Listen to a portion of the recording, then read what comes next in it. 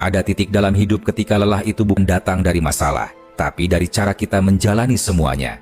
Pikiran terlalu penuh, hati terlalu sering menahan, dan energi habis untuk memenuhi ekspektasi orang lain.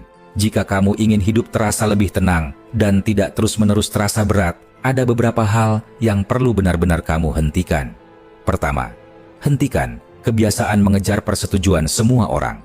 Selama kamu sibuk ingin disukai semua pihak, kamu akan lupa mendengarkan dirimu sendiri. Apapun yang kamu lakukan, selalu ada yang menilai kurang, selalu ada yang tidak puas. Makin keras kamu berusaha diterima, makin jauh kamu dari versi dirimu yang jujur. Lakukan kebaikan, karena itu pilihan hatimu, bukan alat untuk diakui. Orang yang tulus bersamamu tidak menuntut pembuktian apapun. Kedua, lepaskan harapan bahwa semua kebaikan harus kembali padamu. Terlalu sering kamu memberi dengan niat baik, lalu kecewa karena hasilnya tidak seperti yang kamu bayangkan. Dunia memang tidak selalu adil. Tidak setiap ketulusan akan dibalas setara.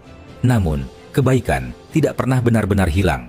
Jika bukan manusia yang membalas, kehidupan akan menaruhnya di tempat lain pada waktu yang lebih tepat. Ketiga, berhenti mengukur hidupmu dengan kehidupan orang lain.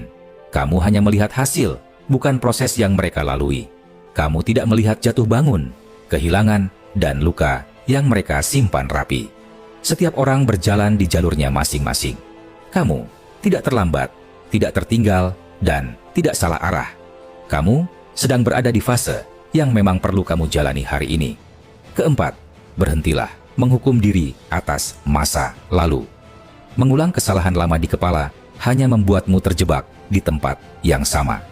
Apa yang sudah terjadi tidak bisa diubah, sekeras apapun kamu menyesalinya. Yang bisa kamu lakukan adalah belajar, memaafkan diri sendiri, lalu melangkah dengan kesadaran yang lebih matang.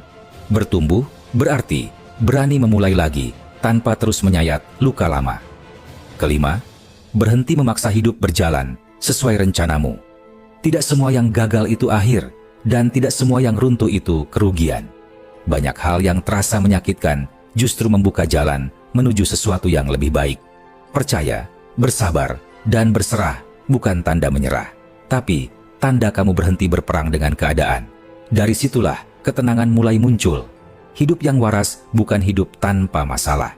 Hidup yang waras adalah hidup yang tahu kapan harus berhenti memaksa, kapan harus melepaskan, dan kapan harus memberi ruang pada diri sendiri untuk bernapas.